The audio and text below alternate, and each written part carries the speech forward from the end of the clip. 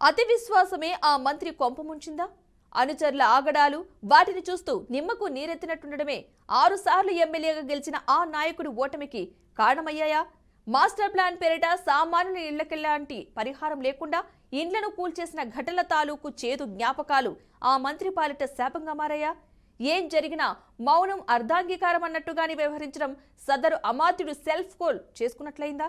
అసలు ధర్మపురిలో కారు స్పీడుకు హస్తం బ్రేకులు ఎలా వేయగలిగింది?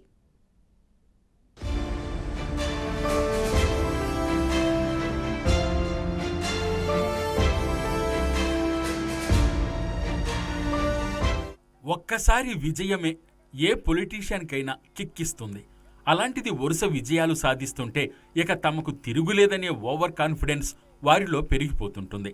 అలాంటి అతి విశ్వాసమే ఇప్పుడు ధర్మపురిలో మాజీ మంత్రి 6 సార్లు ఎమ్మెల్యేగా గెలిచిన కొప్పుల ఈశ్వర్ కొంపముంచిందంటున్నారు. ఈశ్వర్కు జనంలో చాలా సౌమ్యుడనే పేరుంది. అయితే నియోజకవర్గంలో జరగరానివెన్నో జరుగుతున్నా ఆయన మౌనాన్ని ఆశ్రయించడమే నెగిటివ్గా మారిపోయిందంటున్నారు.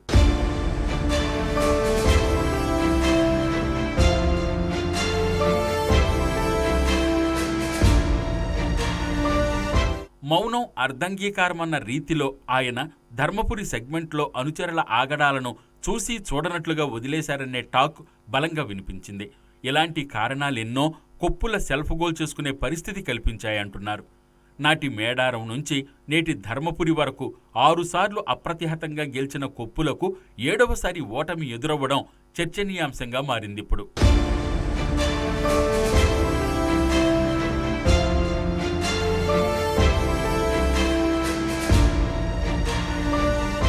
నియోజకవర్గంలోని ధర్మపురి, గొల్లపల్లి, వెల్గటూరు, పెగడపల్లి, ఎండపల్లి, బొగ్గారం ఇలా ఎక్కడికెళ్లినా కొప్పుల అనుచరుల ఆగడాలు 1 కాదు 2 కాదు, రాస్తే చాట భారతమంతా అన్నట్లుగా ప్రచారం ఉంది.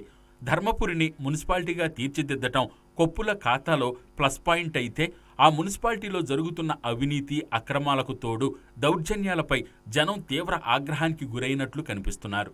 బుల్డోజర్స్ పెట్టి ఎలాంటి పరిహారం అందించకుండా సామాన్యుల ఇళ్లను ఇష్టారీతిన కూల్చేయడంపై ధర్మపురి కొంతకాలం రగిలిపోయింది.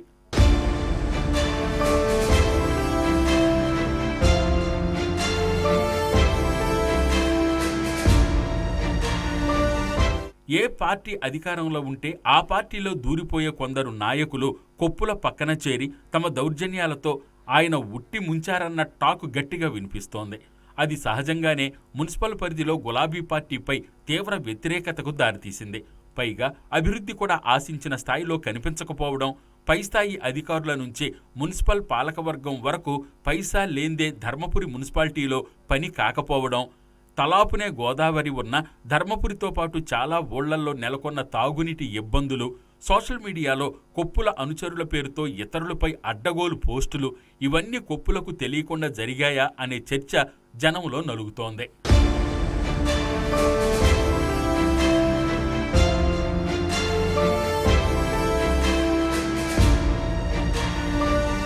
కొప్పుల 6 సార్లు గెలవటానికి ఎంత కష్టపడ్డారో ఆ కష్టమంతా సదరు ఆగడాలతో ఒక్కసారిగా బుగ్గిపాలయ్యింది. అదలా ఉంటే గత 2018 ఎన్నికల్లో కేవలం 441 ఓట్లతో ప్రస్తుత ఎమ్మెల్యే అడ్లూరిపై గెలుపొందారు కొప్పుల. అధికారాన్ని అడ్డం పెట్టుకుని ఆయన అవకతవకలకు పాల్పడి గెలిచారని అడ్లూరి తెగ ప్రచారం చేశారు. దాంతోపాటు కొప్పులపై అడ్లూరి వరుస ఓటముల నేపథ్యంలో కాంగ్రెస్కు సానుభూతి సెంటిమెంట్ కలిసొచ్చింది. మరోవైపు ఇంతకాలం మొత్తంగా సంపాదించుకున్న పేరును స్థిరంగా నిలుపుకోవడంలో కొప్పుల విఫలమయ్యారనే ప్రచారం ఎలాగూ ఉంది.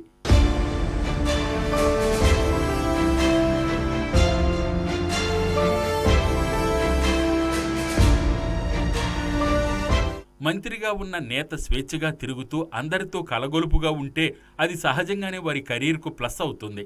సరిగ్గా ఈ పాయింట్ను క్యాచ్ చేయటంలో కొప్పుల విఫలమయ్యారనే టాక్ బలంగా వినిపిస్తోంది.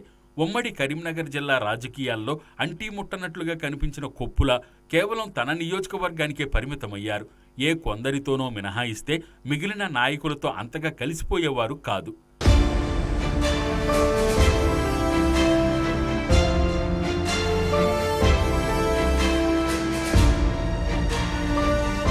వీటన్నిటితో పాటు కొప్పులకు మీడియాతో పెద్దగా సత్సంబంధాలు లేకపోవడం, ప్రోయాక్టివ్గా ఉండకపోవడం, పైగా 6 టర్మ్స్ నుంచి ఎమ్మెల్యేగా ఉంటూ రావడంతో సహజంగానే ఏర్పడ్డ వ్యతిరేకత, ఓటర్లు మార్పు కోరుకోవడం వంటివెన్నో ఈసారి కొప్పుల విజయావకాశాలను గండికొట్టాయి అంటున్నారు. దీంతో అంతా అనుకున్నట్టే, ముందు నుంచి ప్రచారం జరిగినట్టే తన చిరకాల ప్రత్యర్థి అడ్లూరిపై కొప్పుల ఘోర పరాజయాన్ని చవిచూడాల్సొచ్చింది.